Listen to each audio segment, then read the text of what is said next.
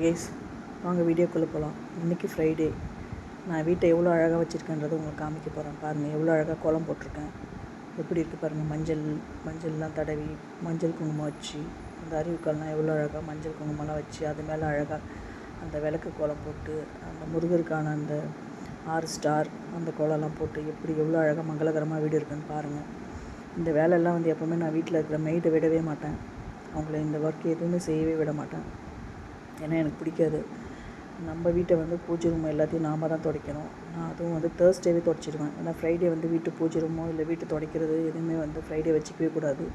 வீட்டை கழுவி தள்ளுறது இந்த வேலைலாம் என்றைக்குமே ஃப்ரைடே பண்ணவே கூடாது. வீட்டு பூஜை ரூம் எல்லாத்தையுமே தேர்ஸ்டேவே எல்லாமே க்ளீன் பண்ணி வச்சுட்டு பூவெல்லாம் வாங்கிட்டு பிஃபோராக வச்சுடுவேன்.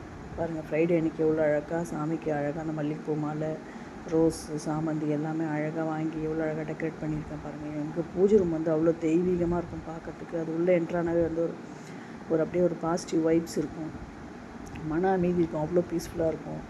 லைக் இப்போ நமக்கு எவ்வளோ கஷ்டம் இருந்தாலும் அது எல்லாமே அப்படியே அந்த பூஜை ரூம் உள்ள போனோடனே அப்படியே ஒரு தெய்வீகமாக ஒரு மாதிரி ஃபீல் ஆகி அப்படியே எல்லா கஷ்டமும் அப்படியே போன மாதிரி அப்படி ஃபீல் ஆகும் எனக்கு. ஏன்னா வீட்டில் எனக்கு ரொம்ப பிடிச்சது என்னோடய பூஜை ரூம் தான். இது பாருங்கள், குபேரன் எவ்வளோ அழகாக அந்த குபேரனை வச்சு அதில் காசெல்லாம் போட்டு வச்சுருக்கேன் பாருங்கள். இது வாராகி அம்மன். அவங்கள எவ்வளோ அழகாக டெக்கரேட் பண்ணி வச்சுருக்கேன். எல்லாமே இதுக்கு எல்லாமே மஞ்சள் குங்குமம் பொட்டு பூ எல்லாமே நான் தான் வைப்பேன்.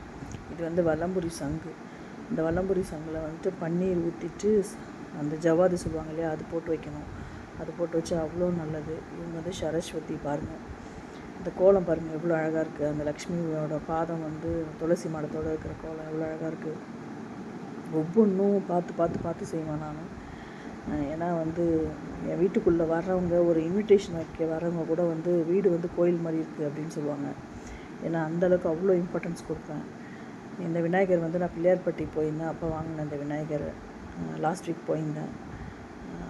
அவ்வளோ அழகாக இருந்தார் அந்த விநாயகர். வீட்டில் ஒரு தட்டில் வச்சுட்டு அது பூவெல்லாம் வைக்கிறதுக்கு அவ்வளோ அழகாக அந்த பாசிட்டிவ் எனர்ஜி எப்படி இருக்குது பாருங்கள். விநாயகர் பார்க்குறதுக்கு எவ்வளோ அழகாக இருக்கார்.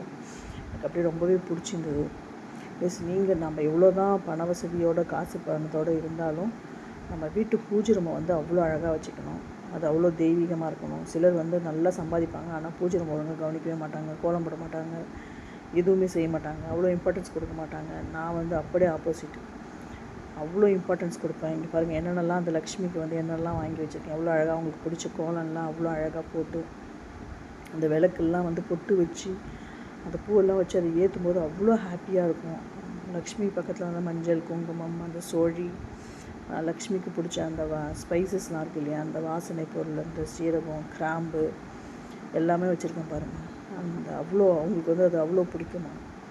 அதுக்கப்புறம் ஒரு வெள்ளி சொம்பில் பன்னீர் ஊற்றி வைக்கணும். அது அவங்களுக்கு அவ்வளோ பிடிக்கும்.